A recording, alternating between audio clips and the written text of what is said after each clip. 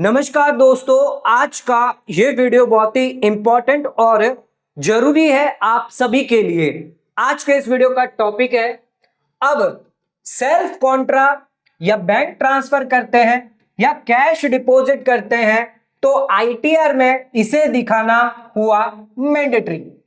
दोस्तों, कई लोग जो है वो अपने एक सेविंग बैंक अकाउंट से दूसरे सेविंग बैंक अकाउंट में पैसा ट्रांसफर करते रहते हैं, एक से दूसरे, दूसरे से तीसरे, ऐसे मल्टीपल सेविंग बैंक अकाउंट होते हैं या एक बैंक से दूसरे बैंक मल्टीपल ट्रांजैक्शन करते हैं। जैसे कि एक सेविंग अकाउंट से आपने पैसा अपने दूसरे सेविंग बैंक अकाउंट में ट्रांसफर किया, हम इसे कॉन्ट्रा एंट्री यानी सेल्फ एंट्री कहते हैं। यानी हम अपना ही पैसा अपने एक पॉकेट से निकालकर दूसरे पॉकेट में डाल रहे हैं, यानी एक बैंक से निकालकर दूसरी बैंक में डाल रहे हैं। इसे कहते हैं सेल्फ एंट्री, कॉन्ट्रा एंट्री, जिसको आईटीआर में अब दिखाना आपके लिए मैंडेटरी होगा।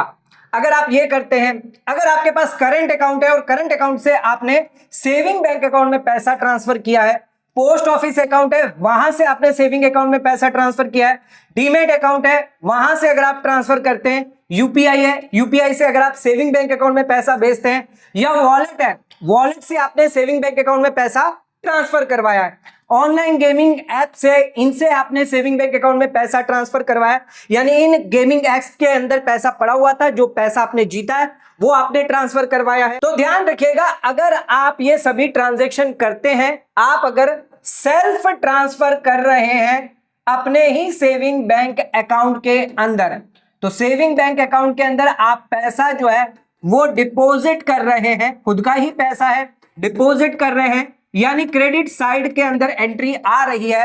तो उस केस में जितनी भी यहां पर एंट्री आ रही है, एक लिमिट से ज्यादा दी गई है, 50 लाख रुपए से अगर ये ज्यादा एंट्री हुई तो उस केस में आपको आईटीआर में इसे शो करना मैंडेटरी हो जाएगा।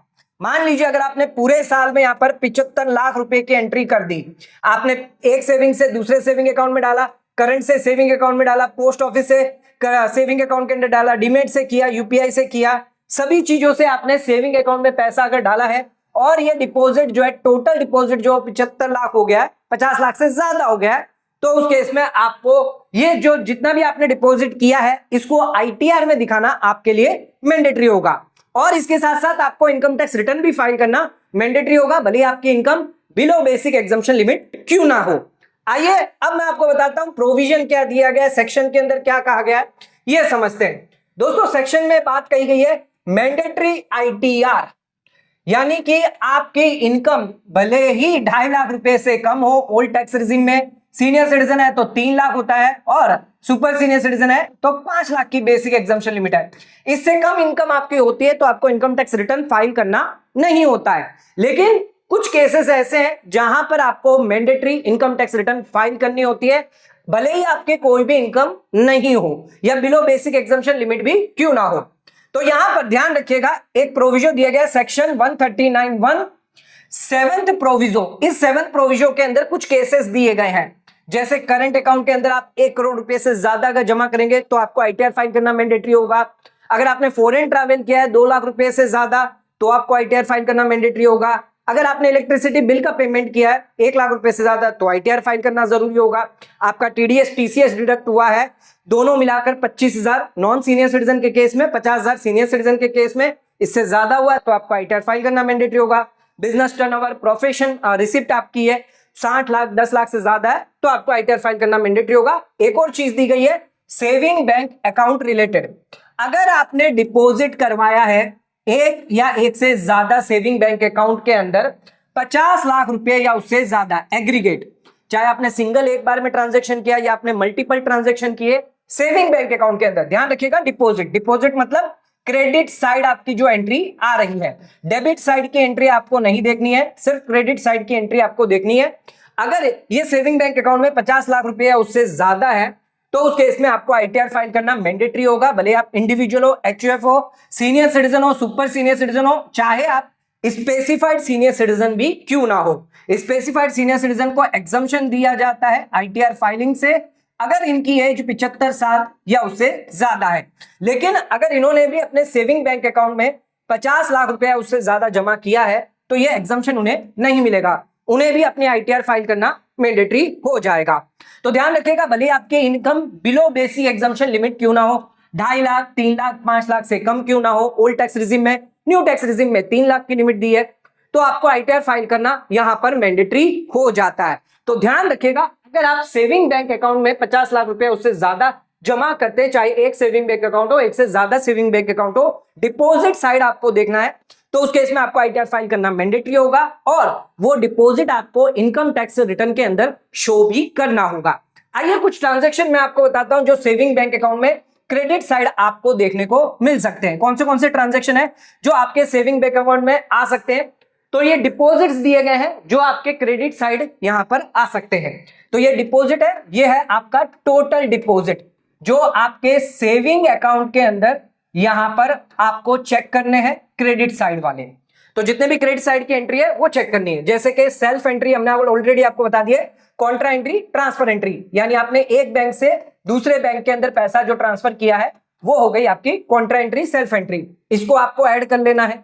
साथ में जो भी अगर आपने कैश डिपॉजिट किया है उसको भी आपको ऐड करना है। यूपीआई ट्रांजैक्शन, अगर आपकी कोई बिजनेस की इनकम आ रही है, टर्नओवर आ रहा है, तो वो भी आप ऐड कर लीजिए। फ्रेंड फैमिली से अगर आपको पैसा आपने लिया है, लोन पे लिया है या ऐसे ही आपने ट्रांसफर करवा लिया है, क्रेडिट साइड आ रहा है, तो ये भी आपको ऐड करना पड़ेगा। चेक से कोई इनकम आई है क्रेडिट साइड पर, IMPS, NEFT, RTGS, net banking के थ्रू अगर आया है तो ये भी आपको ऐड करना पड़ेगा। यानी ये हम देख रहे हैं जो 50 लाख की लिमिट है उसके अंदर आपको ये सभी चीजें जो है वो ऐड करनी होगी अगर आपके क्रेडिट साइड के अंदर शो हो रही है, डिपॉजिट साइड में शो हो रही है, तो ये सभी आपको ऐड करनी होगी। और अगर ये 50 लाख या उससे ज्यादा हुई तो उस केस में आपको इसको आईटीआर में दिखाना होगा। तो हमने बताया था 70 लाख रुपए है या 50 लाख से ज्यादा 55 लाख रुपए अगर आपने क्रेडिट साइड आ रहा है तो इसको आईटीआर में दिखाना होगा। कहां दिखाना होगा ये भी हम आपको बताएंगे। कई बार क्या होता है, फंड ट्रांसफर होता है डीमेट अकाउंट से सेविंग बैंक अकाउंट में, डिविडेंड इनकम आ रही हो, online gaming income, betting income, lottery income आ रही हो, शेयर मार्केट की, म्यूचुअल फंड की इनकम आ रही हो, इंटरेस्ट आ रहा हो, सेविंग बैंक का जो इंटरेस्ट है उसको भी आपको कंसिडर करना होगा। 50 लाख की लिमिट में एफडी का इंटरेस्ट, एफडी कई बार क्लोज हो जाती है तो बैलेंस जो है वो आपके डिपॉजिट साइड आता है, तो इसको भी आपको कंसिडर करना होगा।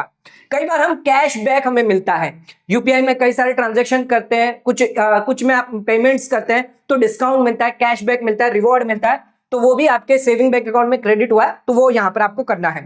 Most important, reverse sweep from, ये बहुत ही इंपॉर्टेंट है। इसकी वजह से कई सारे यहां पर जो है ट्रांजैक्शन आपके बढ़ जाते हैं। कई बार हम यहां पर जो है ऑटो फैसिलिटी यूज कर लेते हैं, ऑटो स्विफ्ट फैसिलिटी। अब इस ऑटो स्विफ्ट फैसिलिटी में होता ऐसा है कि आपने अपने सेविंग बैंक अकाउंट को फिक्स डिपॉजिट की तरह लिंक कर दिया, लेकिन कई बार क्या होता है आपका सेविंग अकाउंट का बैलेंस जब कम हो जाता है तो उस केस में ऑटोमेटिकली फिक्स डिपॉजिट से पैसा जो है वो आपके सेविंग अकाउंट में क्रेडिट कर दिया जाता है। तो ये ऑटो स्विफ्ट जो है ये इसकी एंट्री बहुत सारी आपको देखने को मिल सकती है अगर आपने ये फैसिलिटी ऑन करके रखी है। इस फैसिलिटी को अगर आप चालू रखेंगे तो उस केस में ध्यान रखिएगा कई सारे ट्रांजैक्शन आपको देखने को मिल सकते हैं जो आपकी लिमिट से क्रॉस हो सकते हैं। तो ध्यान रखिएगा, ऑटोमेटिक ट्रांसफर ऑफ फंड होता है फिक्स्ड डिपॉजिट से आपके लिंक सेविंग बैंक अकाउंट में। अगर आपके सेविंग बैंक अकाउंट का बैलेंस जो है कई बार मेंटेन कम हो जाता है तो उस केस में बैलेंस यहां पर ट्रांसफर होता है।